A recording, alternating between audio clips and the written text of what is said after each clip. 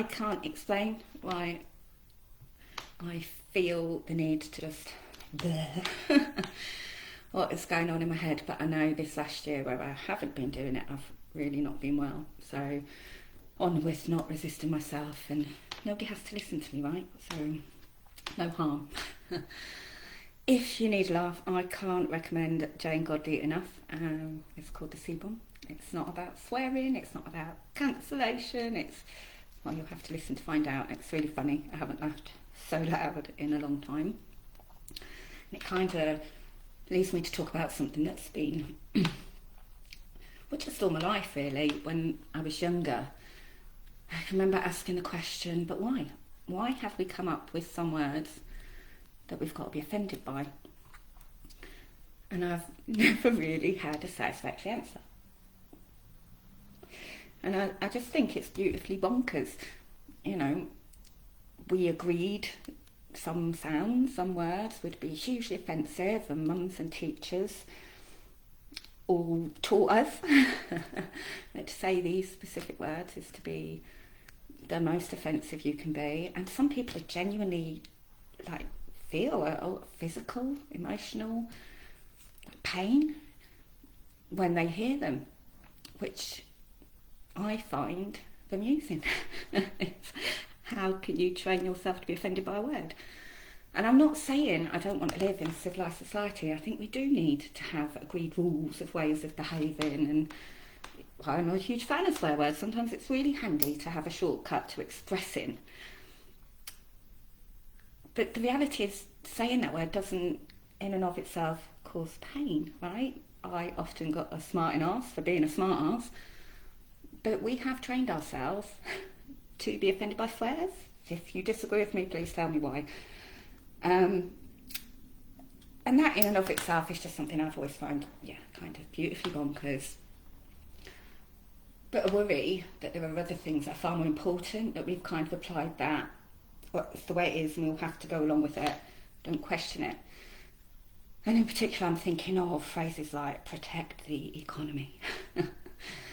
Right, now I studied accountancy, bookkeeping, AAT up to level 3, and nowhere in that is really any education about what the economy as a whole does. And, you know, we're being told some outright lies at the moment that, you know, poor people have to get poorer and there's nothing they can do, and you need to listen to Gary Stevenson, Gary's Economics on YouTube, and I think he's on Twitter too, to really get a proper understanding of, well, it's quite scary really to look at this thing that we've been told to protect and that I never really considered, even studying accountancy.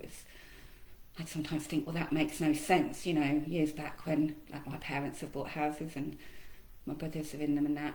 I can remember just think, but that doesn't make sense. You say you're doing it so that you can help my kids, but by buying up the houses, my kids aren't going to be able to buy their own house.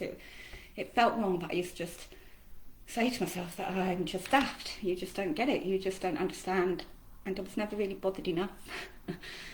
I didn't find it significant enough to put in any hard work to learn about it, to do the heavy reading. And you know, I'm fully aware if I hadn't become disabled, I wouldn't be a mad eco-terrorist, as Dan Watton likes to call me.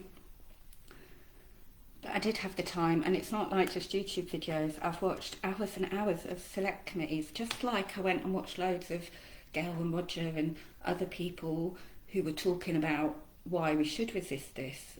I've watched the people leading us talking in our courtrooms, in our House of Commons, in these select committees.